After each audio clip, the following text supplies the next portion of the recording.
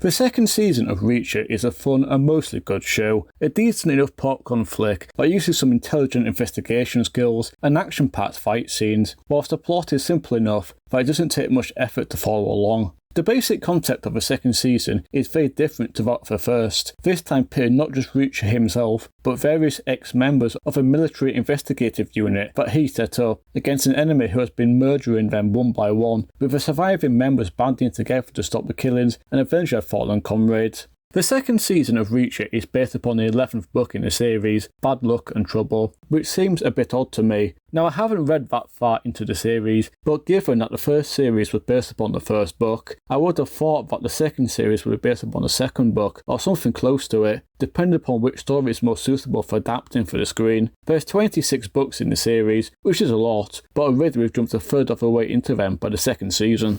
Reacher, at its heart, is a police detective show, but one that often operates outside of the rules of law. In this series, we see Reacher team up with 3 of his former army investigators, each of which know what they are doing, their strengths and weaknesses complementing each other. The detective work is very well done, with Reacher and his team following clues from trash office bases and hidden codes to more aggressive means like raiding corporate buildings and interrogating people. The whole detective work feels plausible given their military investigative backgrounds, with no huge leaps in logic, unlike in some shows where people just happen to know some very obscure information in order to quickly progress the story. The second season has some very good fight scenes, both armed and hand-to-hand combat, which are both brutal and well choreographed. There is very little of the quick camera shots that plague many fight scenes, which when used a lot, I think it makes the whole fight scene look terrible. For of course, they are used to some degree. That's understandable, given that we are talking about people who are trained in acting, not martial arts. There's an absolute lack of woke pandering in this series, something that has largely infected Hollywood. Every character is allowed to shine in their own way,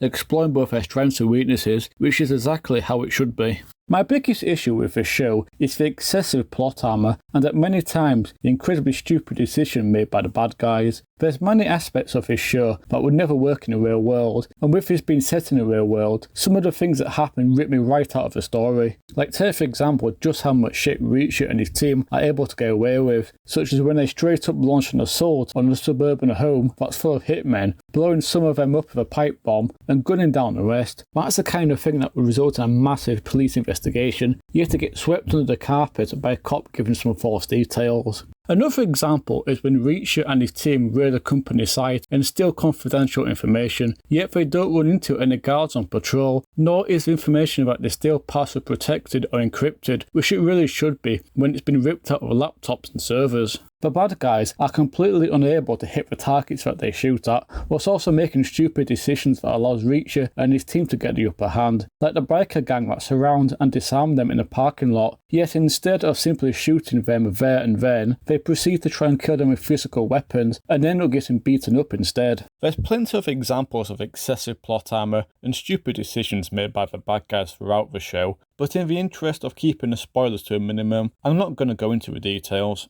Overall, the second season of Reacher is for the most part a good show, one that's worth watching. The detective work is well done, and the story is by no means complicated, which isn't a criticism. From a popcorn flick, purely as entertainment point of view, if you don't think about what's happening too much, then the show works, something that you can put on late at night without being bogged down with a complicated story. That's all for now. Let me know what your thoughts are in the comments, and if you like what you saw here, please consider hitting the like and subscribe button. I'll be back with more content soon. Bye for now.